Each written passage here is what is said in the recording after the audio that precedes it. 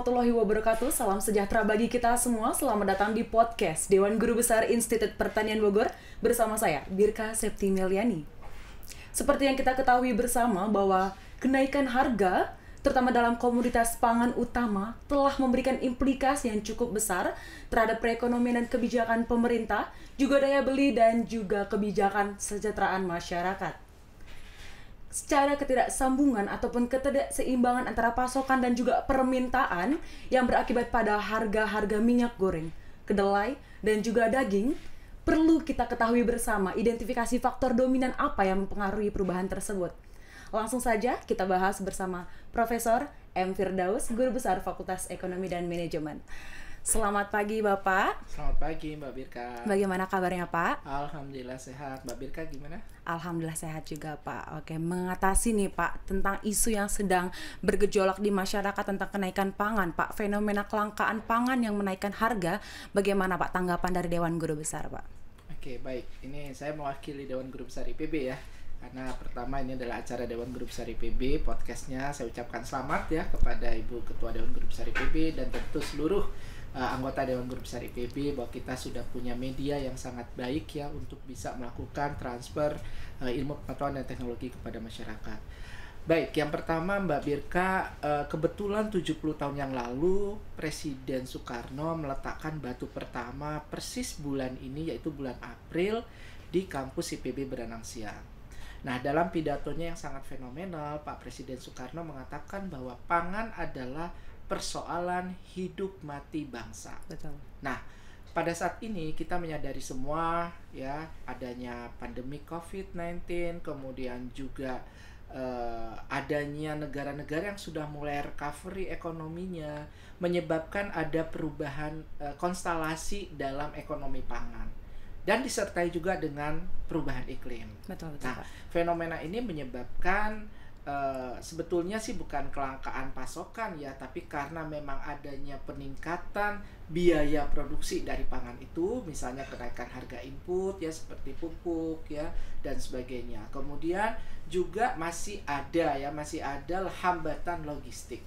Sehingga akibatnya pada saat ekonomi global sudah mulai membaik, negara-negara sudah mulai pulih aktivitasnya, maka permintaan pangan yang meningkat tadi tidak diikuti dengan pasokan yang tersedia secara baik. Itulah yang menyebabkan kemudian terjadi kenaikan harga pangan di tingkat global yang juga berimbas pada harga pangan di Indonesia. Betul. Berarti untuk tanggapannya tentang fenomena kelangkaan karena memang tidak diimbangi dengan supply-nya tadi ya Pak, pasokannya. Betul, jadi memang ada gangguan ya. Jadi pada saat yang bersamaan ada kenaikan biaya produksi, lalu diikuti dengan peningkatan permintaan. Jadi kalau secara teori ekonomi, kurva supply-nya bergeser ke atas, kurva permintaan atau demand-nya bergeser ke atas, itu tentu menyebabkan harga naik. Betul.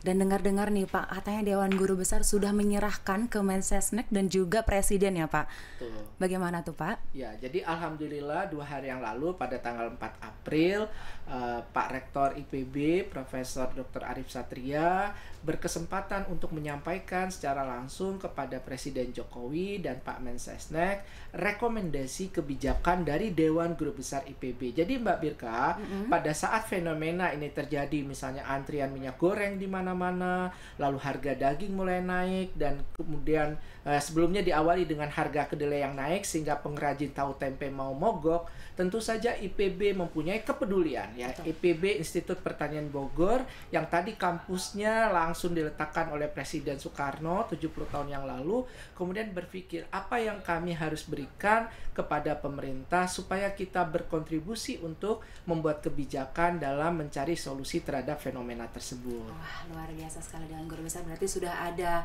implementasi yang akan segera terrealisasikan nanti ya Pak, karena mudah-mudahan kita berdoa semua apa yang disampaikan oleh Pak Rektor ya sebagai hasil kerja dari tim Dewan Guru Besar IPB tadi itu bisa dicermati, kemudian tentu saja ya kalau diimplementasikan mungkin bertahap, mana yang nanti dalam jangka pendek harus dikerjakan oleh pemerintah, oleh swasta, oleh masyarakat sivil ya, oleh kita semua termasuk perguruan tinggi, lalu kemudian juga mana yang nanti harus kita follow up lagi dengan langkah-langkah yang lebih jangka menengah dan panjang. panjangnya. Betul, berarti saling berintegrasi dan juga saling sinergi gitu ya Pak? Betul sekali. Jadi ABGC ya Mbak, akademisi, bisnis, government, dan community. Wah, luar biasa sekali. Oke, langsung saja tentang rekomendasi jangka panjang dan pendeknya nih Pak. Bagaimana dari peran DGB memberikan saran-saran kepada pemerintah ke 2 hari yang sebelumnya Pak? Ya, jadi kami fokus pada 3 komoditi dulu yang kita anggap memang sangat urgent ya, karena memang terjadi kenaikan harga yang sangat signifikan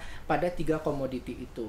Nah, yang pertama kalau saya boleh mulai dengan komoditi yang sangat merakyat, yaitu kedelai. Mbak Birka, sampai hari ini bahkan pada 2 tahun terakhir impor kedelai kita itu proporsinya terhadap total yang kita konsumsi semakin meningkat. Data tahun terakhir 2021 kita mengimpor 80% dari total kebutuhan kedelai nasional. Artinya apa? Pada saat harga kedelai di pasar global naik, tentu saja berimbas pada harga kedelai di kita. Betul.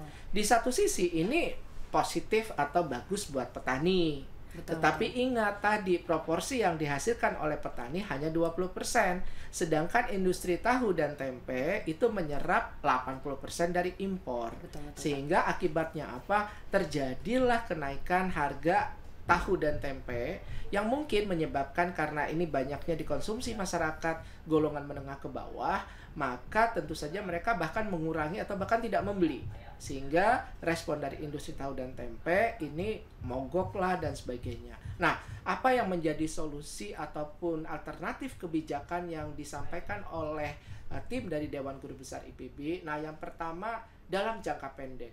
Jangka pendek ini artinya yang segera bisa dilakukan oleh semua pihak, bahkan minggu ini atau bulan depan ya. Jadi kalau nanti jangka menengah dan panjang itu biasanya lewat dalam 6 bulan atau lewat dari 1 tahun. Nah, yang pertama untuk yang jangka pendek ya, kita harus meniadakan semua hambatan untuk pengadaan impor kedelai ini. Kita tahu tadi, kita harus akui bahwa kalau kita mau menyediakan pasokan kedelai ini lebih banyak, tentu tidak bisa disulap dengan produksi domestik. Betul. Karena menanam kedelai ini perlu waktu 3-4 bulan. Maka langkah yang pertama adalah kita meniadakan seluruh hambatan supaya kedelai ini bisa lancar masuk ke dalam negeri. Nah, di samping itu, yang kedua, yang paling penting apa yang bisa kita lakukan adalah karena tadi ya importir ini mengambil dari luar ya, dan kita tetap ingin mendorong produksi dari dalam, maka pemerintah bisa juga menerapkan kebijakan yang bisa diimplementasikan secara cepat, yaitu namanya wajib serap. Wajib serap. Jadi sebetulnya kebijakan ini pernah dulu dilakukan untuk susu ya. Jadi pada saat susu kita juga proporsi impornya itu di atas 90-an%, kemudian produksi susu domestiknya menurun signifikan. Lalu karena tadi ya impornya yang sangat besar, pemerintah kemudian menerapkan kebijakan ini. Nah, kembali lagi kebijakan serap wajib serap impor kedelai ini tentu saja tidak boleh dilakukan secara terus-menerus. Ya, secara teori ataupun secara regulasi sebetulnya dalam tanda kutip kebijakan ini adalah bukan yang direstui ya oleh lembaga internasional seperti WTO. Tetapi ini dalam rangka kita mencoba memberikan insentif di awal dalam jangka pendek supaya produsen atau petani mau menanam, maka nanti kita minta importir ini kalau dia misalnya mengambil, maka nanti sekian persen, katakanlah misalnya 10%, dia wajib menyerap dari dalam negeri. Betul. Oke, berarti untuk bapak-bapak, ibu-ibu di sini yang suka penggemar tahu dan tempe, yang khawatir kedelainya sedang meningkat, hati-hati. Tapi tenang saja, Dewan Guru Besar lebih kehati-hatian lagi, sudah memberikan saran-saran yang terbaik untuk pemerintah. Semoga dapat terrealisasikan dengan baik. Mbak, itu baru jangka pendek loh. Baru jangka pendek, ada jangka panjangnya lagi. Wah, betul. luar biasa. Tadi lupa ya, belum selesai. Jadi kita lanjutkan sedikit dulu untuk kedelai ya. Nah, bagaimana jangka menengah dan panjang? Tadi saya sampaikan jangka menengah ini biasanya di atas 6 bulan atau 1 tahun ya, atau kalau jangka panjang mungkin bisa lebih dari 3 tahun ya, jadi lebih lama lagi periodenya dalam time horizon ya. Nah, yang pertama dalam jangka menengah ya, kita sebetulnya punya instrumen untuk mengendalikan impor kedelai, yaitu namanya tarif. Nah, instrumen ini sangat direstui oleh misalnya WTO. Kebetulan saya juga adalah penasehat tim WTO pertanian di Indonesia. Jadi salah satu prinsip di dalam WTO adalah meniadakan hambatan non tarif, termasuk tadi yang di awal. Makanya kita merekomendasikan kepada pemerintah kalau untuk wajib serap itu bagus tapi temporer. Nah, Betul. kalau tarif sebetulnya kita itu bindingnya, jadi tarif paling tinggi yang boleh kita terapkan untuk kedelai itu 27%. 27%. Tinggi sekali. Betul. Namun sejak akhir tahun 90-an kita menerapkan zero tarif. Jadi semua yang masuk ke sini impor kedelai itu tidak ada tarifnya. Tidak ada berlakukan tarif. Padahal kita punya hak untuk menerapkan itu anytime. Pada saat nanti kita melakukan notifikasi ke WTO, kami mau menerapkan 10%, itu boleh. Kami mau menerapkan 20%, itu boleh. Tapi tentu saja, mengapa ini kita masukkan ke dalam jangka menengah? Ada dua hal. Yang pertama, kebetulan kita sudah banyak juga terikat dengan perjanjian yang nanti kita harus zero tarif. Misalnya dalam konteks RCEP ya dengan China misalnya ya. Jadi kita kan tidak bisa menerapkan sembarangan saja tarif. Bahkan mungkin harus zero tarif. Tetapi untuk negara-negara di mana kita tidak punya kesepakatan regional atau bilateral, ya misalnya ya saat ini eksportir terbesar adalah Brazil. Untuk kedelai. Betul, untuk kedelai ya di dunia. Jadi bukan lagi Amerika Serikat, sudah beberapa tahun. Nah, kita tidak punya kesepakatan perdagangan dengan Brazil secara khusus. Maka kita bisa terapkan itu. Ya, jadi applied atau MFN tarifnya itu bisa kita lakukan ya. Nah, tentu ini perlu pemikiran kenapa? Karena nanti ada yang merespon negatif kalau kita menerapkan tarif. Jadi Mbak Birka, pada saat kita menerapkan tarif ya secara teori kan tentu harga di dalam negeri akan naik. Nah, karena kedelai ini diolah menjadi tahu dan tempe, biasanya nanti akan ada imbas pada harga tahu dan tempe. Jadi ini memang harus dicermati, harus kita rumuskan dengan sangat baik, tidak secara tiba-tiba. Makanya kita masukkan ke dalam jangka menengah. Terakhir, apa contoh jangka panjang yang kita sarankan? Tidak ada kata lain ya, Pak Presiden kita semua tadi ya, presidennya bukan cuma Pak Presiden Jokowi loh ya, Pak Presiden Soekarno juga pasti punya mimpi yang sama, karena beliau yang mendirikan kampus IPB. Harusnya proporsi dari domestik ya, produksi domestik itu bisa mengimbangi setidaknya. Ya, kita tidak harus swasembada 100% kedelai harus diproduksi di dalam negeri, karena sebetulnya daya saing kita untuk kedelai di nasional itu masih sangat rendah ya. Nah, maka apa yang harus kita lakukan? Yang pertama, kita harus meningkatkan daya saing kedelai di dalam negeri. Banyak cara. Yang pertama, IPB, Kementerian Pertanian sudah punya beberapa varietas ya. Kemudian kedelai nanti kan tidak ditanam di lahan yang sangat basah ya. Ada juga ya IPB punya ya varietas untuk lahan yang tidal ya, yang pasang surut. Tetapi kedelai kan kebanyakan mungkin di lahan yang agak kering, maka bisa pakai teknologi seperti vertigasi untuk menghemat air dan mengefisienkan pupuk dan sebagainya yang sudah dimiliki oleh para guru besar IPB. Kemudian juga hal-hal yang lain, misalnya efisiensi pemasaran ya, bagaimana kedelai yang ditanam petani ini langsung bisa diambil oleh industri di hilirnya. Nah, ini akan memberikan insentif bagi petani untuk mau berusaha tani secara efisien. Nah, inilah contoh-contoh langkah dalam jangka panjang ya. Tadi ya, jadi lebih jauh lagi nanti kita terus bersama-sama menghasilkan benih yang lebih bagus ya. Kalau bisa tidak transgenik ya, tetapi di atas 3 ton. Mimpinya kita tuh harusnya seperti itu. Jadi kalau di Brazil saat ini rata-rata 3 ton karena memang 70% tuh GMO. Iya, jadi Mbak Birka, every day ya kita itu sebetulnya makan kedelai yang sudah impor. Ya, impor kedelai yang dia sebetulnya GMO atau transgenik.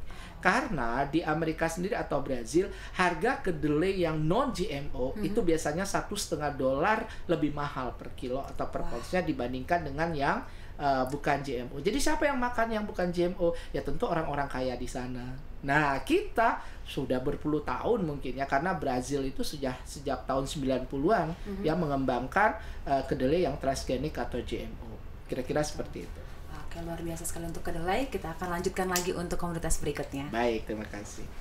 Kembali lagi bersama podcast Dewan Guru Besar Institut Pertanian Bogor. Kita lanjutkan untuk rekomendasi ya Pak. Rekomendasi yang kedua adalah tentang daging ruminansia. Bagaimana Pak rekomendasi dari Dewan Guru Besar terkait daging, dan apa yang lagi Bapak pegang nih sekarang Pak? Ya, jadi ini adalah tadi yang kita sampaikan ya dari Dewan Guru Besar IPB yang disampaikan oleh Pak Rektor kepada Presiden dan Mensesnek. Nah, kebetulan saya juga kemarin karena baru bertemu dengan Kepala Badan Pangan Nasional dan Satgas Pangan, kami juga menyampaikan secara langsung Mbak Birka.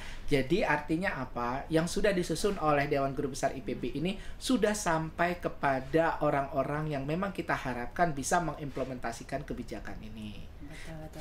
Terkait dengan daging, jadi sebetulnya Mbak Birka, kenaikan harga daging sapi tadi kalau kedelai itu proporsinya kan sangat tinggi impor ya. Nah, kalau daging sebetulnya kita produksi lokal itu lebih dominan ya, tetapi kita masih banyak mendatangkan impor. Nah, sumber utama impor daging ruminansia kita khususnya sapi itu selama ini adalah dari negara yang agak dekat ya, yaitu Australia.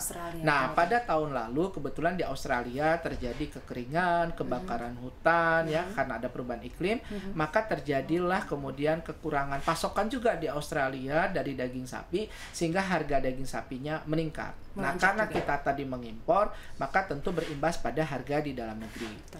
Nah, untuk jangka pendek apa yang harus kita lakukan? Nah, lagi-lagi adalah persoalan ketersediaan. Kita harus bisa menjamin ketersediaan atau pasokan itu memang berimbang dengan permintaan. Nah, apa yang bisa kita lakukan? Ternyata kami mempelajari dari Dewan Guru Besar IPB bahwa sumber utama daging ruminansia itu banyak sekali negara-negaranya. Ada India, ada Pakistan, ada Brazil. Jadi kalau kita lihat data Mbak Birka, betul. Impor daging terbesar Vietnam itu didatangkan dari India dan Brazil. Vietnam loh.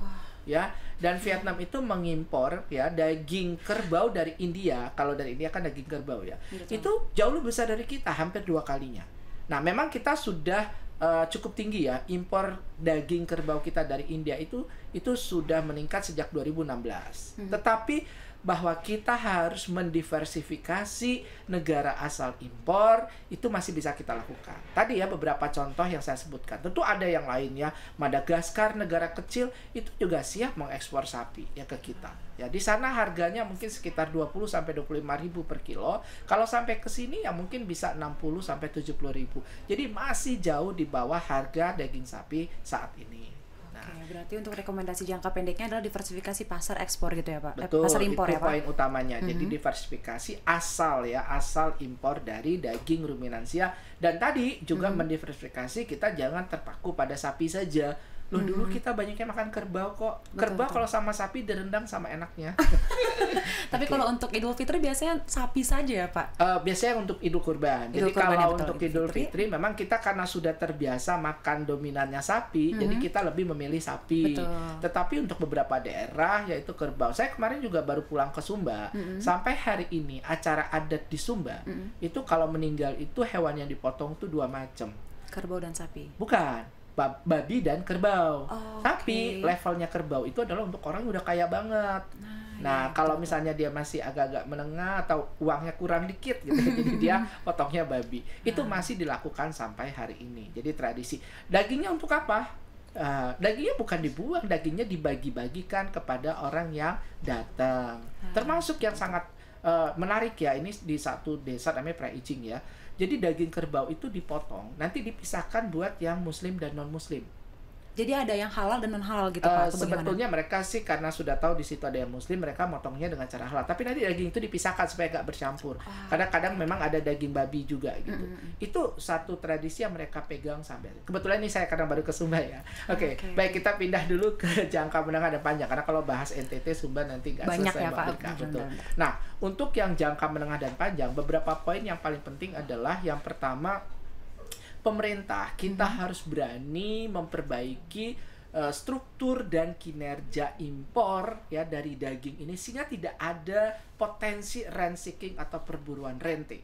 Ya, tentu pemerintah pahamlah ya apa yang kita maksudkan. Nanti mungkin bersama-sama KPPU kita mengkaji ya kan. Bahkan kalau memang terbukti persaingannya tidak sehat, KPPU bisa melakukan tindakan. Nah, Yang kedua, ini IPB banget ya, dari sisi produksi. Lagi-lagi adalah kita, karena ini jangka menengah dan panjang, bagaimana caranya kita meningkatkan daya saing. Nah, tantangan untuk meningkatkan daya saing dari mohon maaf, dari daging ruminansia itu antara lain adalah produktivitas. Nah, produktivitas ini bisa kita perbaiki dengan apa? Misalnya dengan memperbaiki teknologi IB, inseminasi buatan. Kemudian kita juga punya balai ternak unggul ya. Jadi untuk balai pembibitan ternak unggul ini BPTU, ini kapasitasnya harus ditingkatkan. Karena pada saat kita mau misalnya melakukan peternakan sapi, tentu kita harus mempunyai bibit yang sangat baik. Nah, di sini tentu saja Institut Pertanian Bogor dan tentu perguruan tinggi lain ya yang di daerah ya atau yang lainnya itu bisa berkontribusi banyak bagaimana supaya itu meningkat. Nah, dari sisi ekonomi ini karena saya ekonom juga ya harus penting ya, asuransi hewan, Pak? Asuransi ternak ya. Ternak, nah, jadi nyebutnya ternak ya karena dia diternakan. Jadi gini, sapi itu kan satu karena dia hewan yang bergerak ya kan, bisa hilang, bisa dicuri, bisa ketabrak loh mobil ya. Nah, maka seperti motor, seperti mobil, ada asuransi dengan premi sekitar 3%. Di beberapa daerah seperti Jawa Timur atau Sumatera Barat ini jalan. Bahkan sakit juga. Kalau sapinya sakit mati mendadak, itu nanti kalau memang sempat dipotong, nanti dihitung tuh berapa yang harus dibayar oleh asuransi. Tapi kalau tidak, asuransi akan mengganti seluruhnya. Misalnya dia asuransikan 10 juta, dia bayar premi 3%, berarti 300.000. Nah, risiko-risiko tadi bisa ditutupi. Dan salah satu asuransi, ya kalau AUTP untuk tanaman pangan, itu agak dipaksa dengan subsidi. Tapi kalau ternak ini sebetulnya sudah mulai jalan. Tapi lagi-lagi tadi, yang paling sukses baru di 2 provinsi yaitu Jawa Timur dan Sumatera Barat. Nah, kita harus kembangkan lagi ke daerah lain. Itu kira-kira untuk yang jangka menengah dan panjangnya. Oke, luar biasa sekali. Terkait daging ruminansia ini juga sudah ada stakeholder tertentu ya Pak, bukan hanya pemerintah saja tapi juga merangkut ke asuransi, itu bisa ke pihak swasta berarti ya Pak? Betul. Jadi kalau selama ini memang masih BUMN ya. Jadi asuransi-asuransi untuk pertanian dan peternakan ini memang lebih banyak ditangani oleh BUMN. Tapi kalau saya boleh sebut merek nggak apa-apa ya. Jadi salah satu yang saya sangat kagum bahkan ada asuransi swasta namanya ACA ya. ACA tahu ya dari BCA. Itu bahkan sudah punya premi tambahan untuk 2 hal. Satu, gagal benih tumbuh. Ya, kemudian yang kedua adalah untuk proteksi tanaman, jadi serangan hama dan penyakit. Tetapi 2 hal ini nanti dengan syarat bahwa memang si petani itu dari awal sudah kita kawal ya budidayanya. Jadi tidak sembarangan juga, karena kan biasanya kalau asuransi biasanya tantangannya adalah moral hazard. Betul. Berarti untuk yang premi ternak tadi masih on the way lah ya Pak? Iya, jadi kalau untuk ternak ini berjalan. Ya, bahkan ini rahasia ya, nggak rahasia juga sih Mbak Bika ya. Semua orang tahu kalau pergi ke Sumatera Barat misalnya ya, ASN di sana rata-rata punya 3-5 ekor sapi yang mereka titipkan kepada peternak. Kenapa investasi ya Pak? Jadi investasi atau bagaimana? Betul, jadi investasi ya. Misalnya mereka kan beli 10 juta, lalu mereka bayar asuransi 300.000. Maka kemudian 6 bulan berikutnya atau 1 tahun berikutnya harga sapinya udah naik ke 15-20 juta. Dipotong pada saat hari Lebaran Kurban. Nah, kenapa mereka aman? Karena tadi mereka udah bayar premi. Betul. Ya meskipun ya kalau pihak asuransi kan sudah menghitung ya probabilitas defaultnya berapa. Jadi ya secara logika kalau itu jalan berarti dia kan economic feasible. Jadi dia memang bisa dilakukan. Oke, luar biasa sekali. Terkait rekomendasi jangka pendek, jangka menengah dan juga jangka panjang untuk daging ruminansia sudah kita bahas dengan baik. Kita akan lanjutkan juga di minyak goreng. Melanjutkan rekomendasi dari Dewan Guru Besar, ada informasi nih bahwa radio ataupun podcast dari Dewan Guru Besar ini adalah Siniar Akademia. Bukan ada Akademika Fantasi tadi ya Pak? Oke, Akademia ya. Akademia Pak. Oke, kita lanjut lagi Pak untuk rekomendasi minyak goreng Pak. Yang tadi kita sudah lihat ibu-ibu banyak nih, dia sudah mulai ketar-ketir ya Pak minyak gorengnya, apalagi Bu pemerintah kita pernah nyinggung katanya goreng pakai ganti rebusan aja Pak. Gimana nih Pak dari Dewan Guru Besar tanggapannya Pak? Oke ya, sebelum saya sampai ke rekomendasi jangka pendek dan jangka menengah panjang yang kami sampaikan kepada Presiden ya melalui Pak Rektor, Sebetulnya Mbak Birka yang disampaikan oleh ibu bunda kita ya itu nggak salah. Betul. Ya kan, jadi memang harusnya kita mengurangi konsumsi, salah satunya itu lemak ya kan. Jadi kalau Mbak Birka tahu pasti nih Mbak Birka nih cantik karena apa? Karena menghindari GGL. Apa tuh GGL? Nah, GGL tuh bukan gelo-gelo lari ya tapi GGL itu gula, garam, lemak. Nah, Indonesia itu kalau dari sisi konsumsi susu, dari konsumsi buah dan sayur, kita tuh jauh banget di bawah rekomendasi FAO. Tapi kalau udah yang nasi, gorengan, minyak goreng, ya kan, lemak, garam, gula, tadi ya 3GL itu, kita jauh di atas negara-negara yang maju. Jadi sebetulnya yang disampaikan oleh Ibu tadi nggak salah, tapi momennya. Kan orang kalau lagi panas-panas gitu ya, ngantri ya kan, udah capek nih dari pagi ya kan, sampai ninggalin anak sekolah katanya kan, terus dikasih tahu nih sama kita misalnya kan, Bu ya kan, jangan makan minyak goreng dong gitu kan, rebus aja gitu ya. Ya padahal anak tuh udah nangis minta nugget gitu kan, jadi kan nggak bisa ya, nggak mungkin nugget direbuskan Pak. Jadi momennya mungkin kurang pas ya. Nah, lalu apa yang dilakukan oleh Dewan Guru Besar IPB? Nah, kita mencoba memberikan alternatif ya, jadi kebijakan melihat situasi tadi ya. Nah, dalam jangka pendek apa? Satu, kebijakan yang diambil oleh pemerintah dengan menerapkan harga eceran tertinggi itu sudah tepat. IPB menganggap itu adalah suatu kebijakan yang memang harus diimplementasikan pada saat ini dan segera ya. Nah, dan sudah dilakukan oleh pemerintah. Tetapi apa yang kurang? Pengawasannya. Jadi ini yang kita ingatkan bahwa prasyarat dari implementasi kebijakan HET itu adalah pengawasan. Nah, yang kedua sebetulnya Pak Presiden juga, dan ini harus kita cermati lagi detailnya dan sebagainya, seperti kartu sembako ya kan juga sama ya. Jadi sebetulnya konsep-konsep itu memang sudah juga dilakukan oleh pemerintah ya, tetapi yang paling penting itu adalah bagaimana, karena detail, devil in detail. Jadi ya devil in detail itu. Jadi artinya apa? Kalau kita tidak detail ya, mengawasi, mendampingi sampai ke lapangan, maka apapun kebijakan tadi itu tidak bagus. Itu yang kita ingatkan ke pemerintah dalam jangka pendek. Karena kebetulan memang pemerintah sudah mengarah ke situ.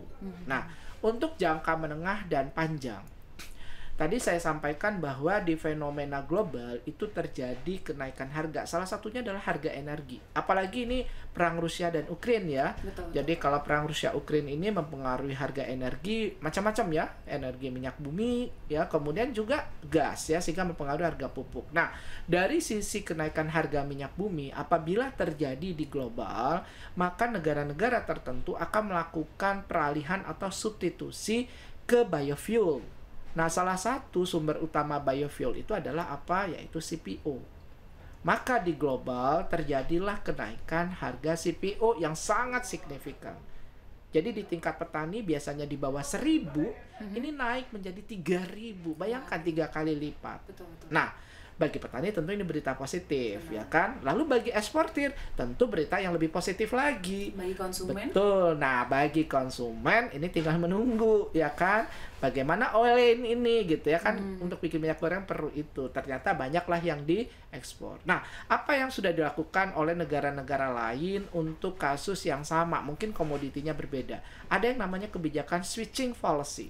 Switching policy? Ya, apa itu switching policy? Seperti saat ini, kita kan punya kebijakan untuk menerapkan biodiesel.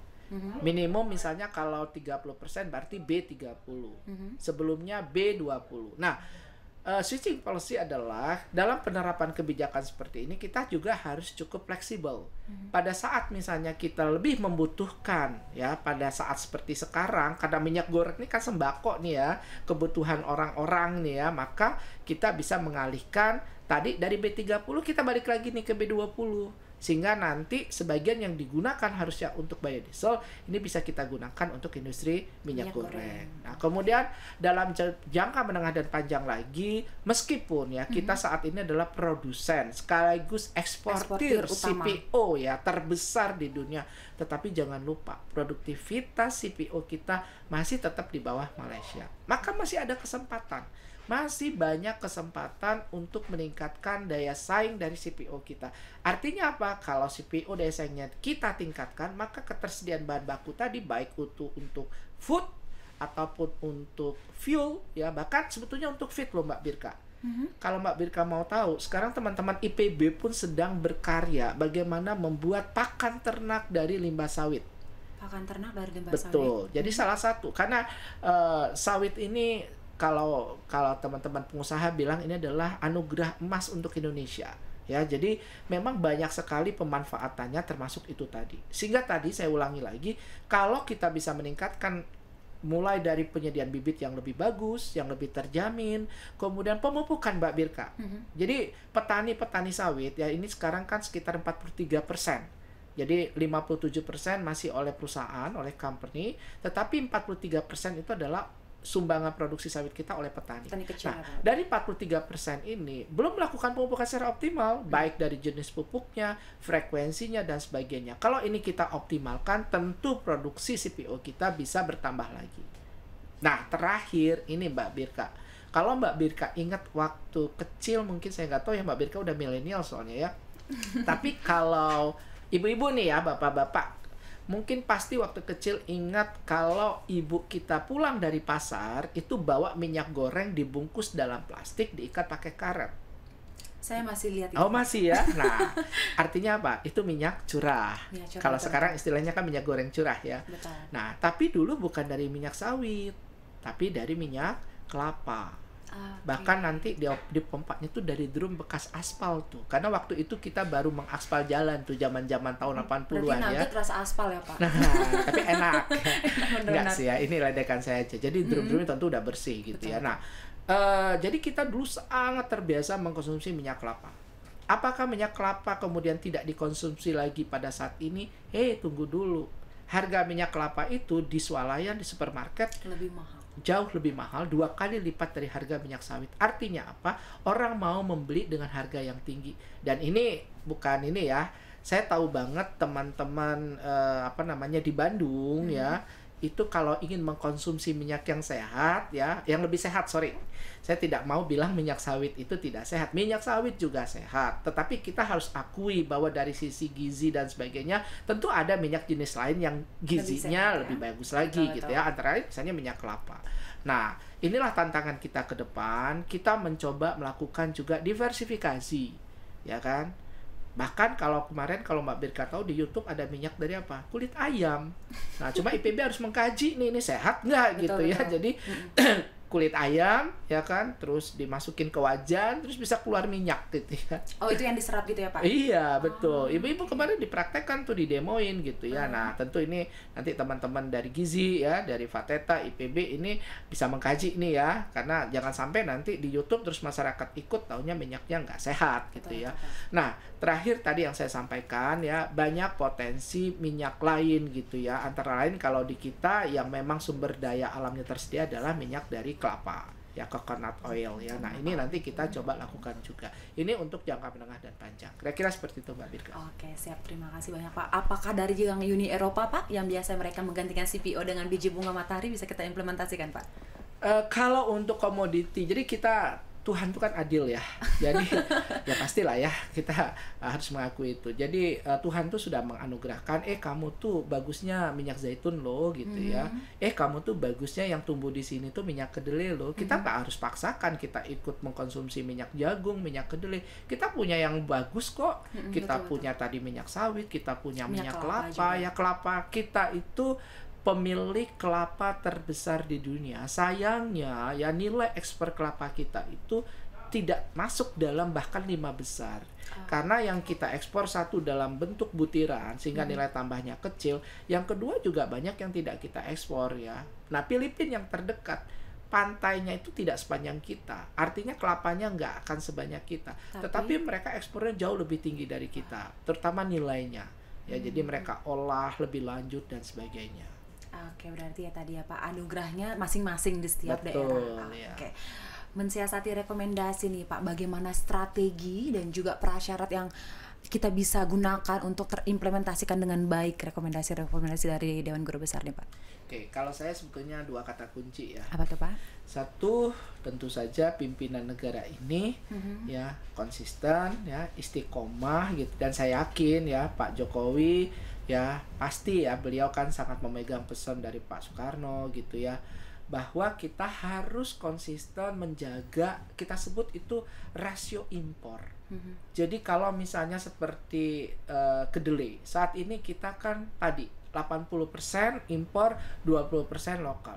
Kita nggak usah lah bertendensius untuk 100% lokal, tetapi setidaknya 50% impor, 50% lokal. That has been very good ya.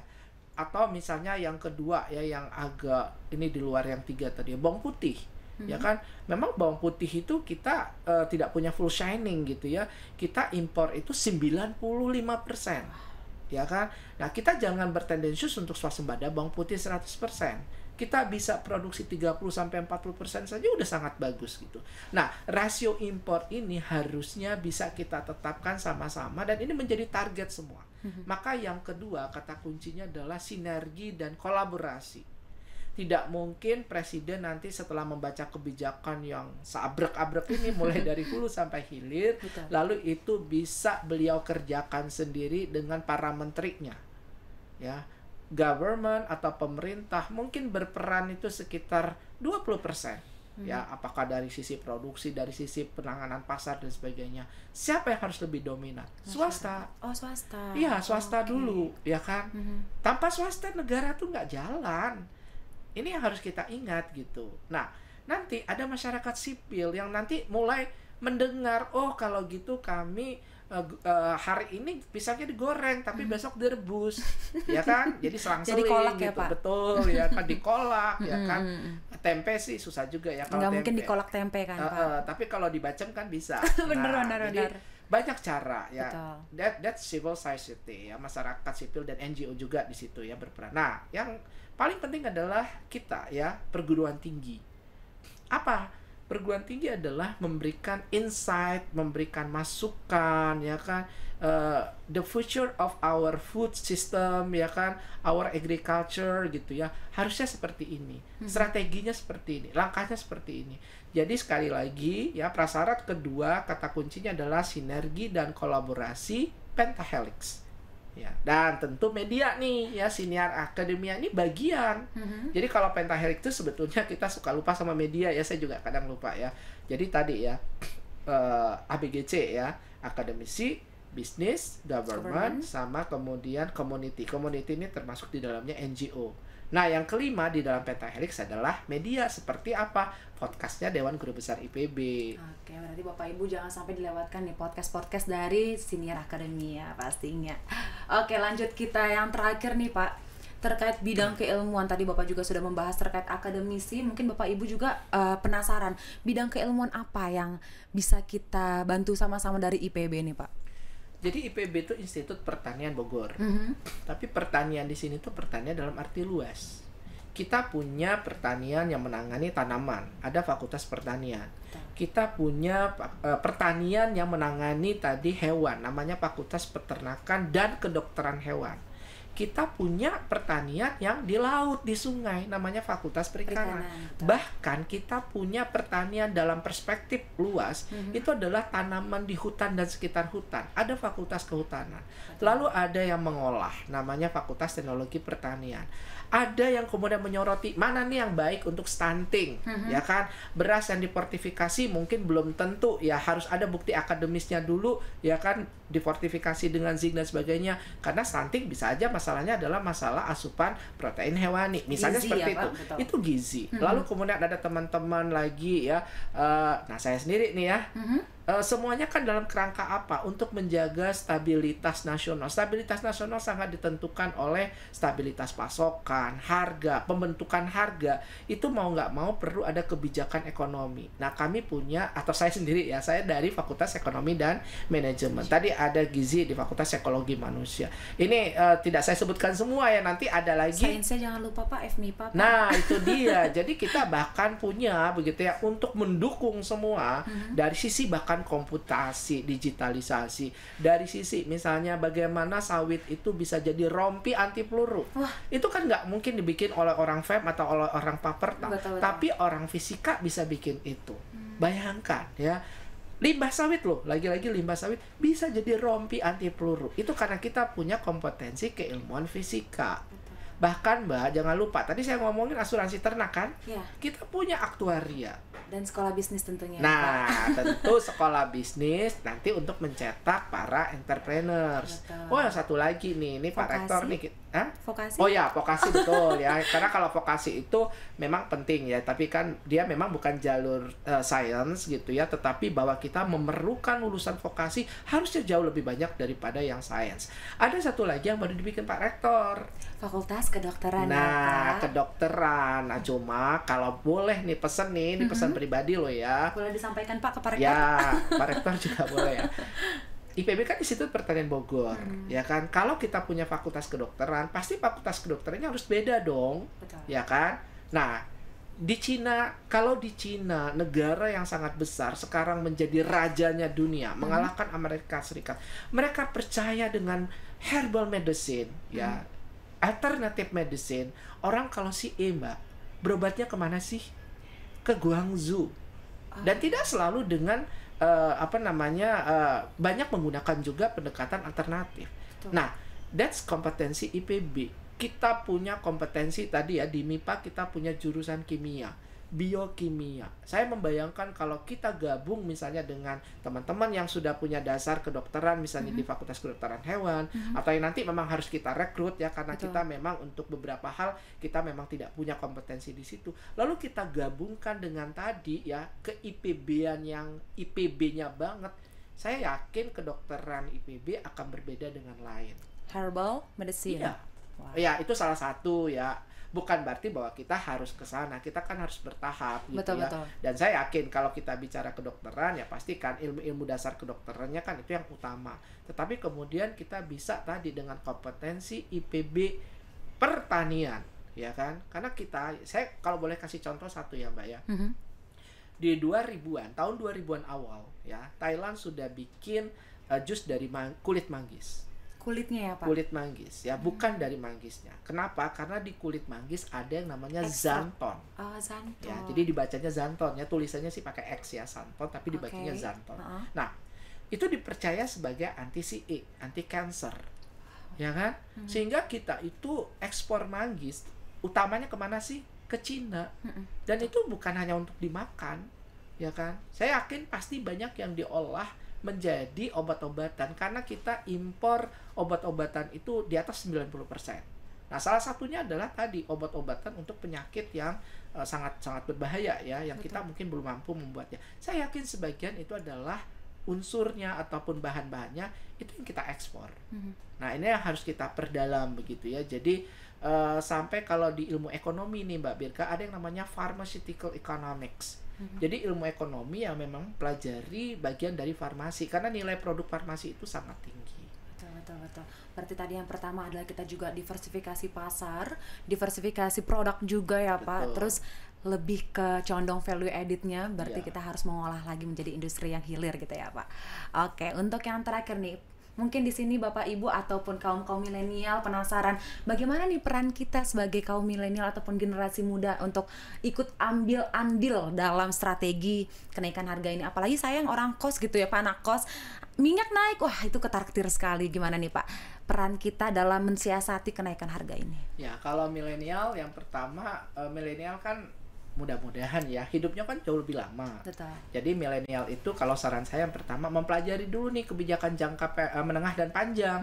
Kalau yang jangka pendek itu untuk pemerintah untuk saat ini, tapi kalau milenial bagaimana? Oh iya ya, kalau gitu aku harus jadi peternak sapi. Aku harus punya 100 sapi ya 5 tahun lagi. Nanti aku bisa asuransikan ya, lalu aku bisa jual. Nanti setahun aku bisa dapat sekian ratus juta gitu ya. Itu contoh ya, karena tadi saran kita adalah meningkatkan produktivitas sapi, memperbanyak jumlah sapi dalam negeri. Tapi kalau dalam jangka pendek ya nggak mungkin dong sapi disulap dalam waktu 1 hari kan. Kita memang harus lebih banyak memang mengandalkan impor dulu. Itu yang pertama. Jadi milenial mudah-mudahan nanti berpikir terutama tadi yang jangka menengah dan panjang. Nah, yang kedua ya tentu ada hal-hal kecil yang bisa kita lakukan. Kita akan mulai dari yang kecil ya Mbak ya. Jadi saya lagi-lagi tidak mendukung dan tidak juga menyalahkan apa yang disampaikan tadi oleh ibunda kita ya kan. Tapi milenial bisa melakukan itu. Artinya apa? Milenial jauh lebih mudah menerima karena mereka lebih adaptasi terhadap suatu perubahan. Betul. Jadi kalau ibu-ibu nggak goreng telur nih hari ini, nggak bikin telur dadar, mungkin stres. Tapi kalau milenial ya mungkin bisa diganti dengan apa gitu ya, telur bakar mungkin. Telur bakar Telur bisa jadi bakar inovasi gitu ya, Pak. Jadi nggak usah direbus, dibakar aja gitu ya. Bisa jadi kan. Jadi kalau misalnya milenial biasanya untuk hal-hal yang baru mereka lebih cepat untuk bisa menerima. Jadi kita lebih bisa menyesuaikan lah ya. Jadi ada TikTok aja cepet banget kok ya kan. Penyesuaiannya Penyesuaiannya. Jadi apalagi kalau misalnya harga minyak goreng yang naik gitu ya. Nah, kalau tahu tempe ya nanti kalau misalnya memang lagi tahu tempenya lagi mahal ya makan bakso dulu lebih banyak. Ini saya bukan mendukungnya ini ya, tetapi memang dalam jangka panjang kita harus bisa mengubah. Kalau dalam ekonomi namanya gini, Mbak. Kemajuan suatu negara itu dilihat dari semakin elastisnya permintaan dari produk itu. Elastis permintaan itu ada dua. Satu karena dia diolah, artinya processingnya lebih banyak. Yang kedua karena dia bisa berpindah pada produk lain. Komplementer gitu ya, Pak? Iya, substitusi. Nah, jadi substitusi kepada produk lain tadi ya, itu nggak salah, tapi itu perlu suatu kemajuan. Nah, masalahnya kan kita belum bisa menyamakan itu loh. Rata-rata pendidikan kita masih 14 tahun atau 2 SMP. Jadi orang itu masuk SMP kelas 2 keluar. Itulah rata-rata pendidikan nasional kita. Bayangkan dengan tingkat pendidikan seperti itu, orang kemudian diminta untuk berubah dalam 1 hari, nggak boleh ngantri. Itu kurang tepat. Itu harus pelan-pelan. Jadi itu nggak salah, tetapi lagi-lagi itu harus kita lakukan secara bertahap. Nah, sekali lagi milenial biasanya lebih cepat nih. Ya kan? Milenial kalau dikasih tahu, kamu kalau makan tadi ya GGL terus, maka kamu nanti 45 tahun diabetes loh. Ya udah, kalau udah diabetes takut kan? Betul. Nah, jadi kira-kira seperti itu. Jadi sekali lagi saya yakin kalau milenial itu lebih mudah untuk melakukan perubahan, sehingga nanti milenial yang kita harapkan nanti bisa mengubah gitu ya, karena generasinya nanti kan berganti.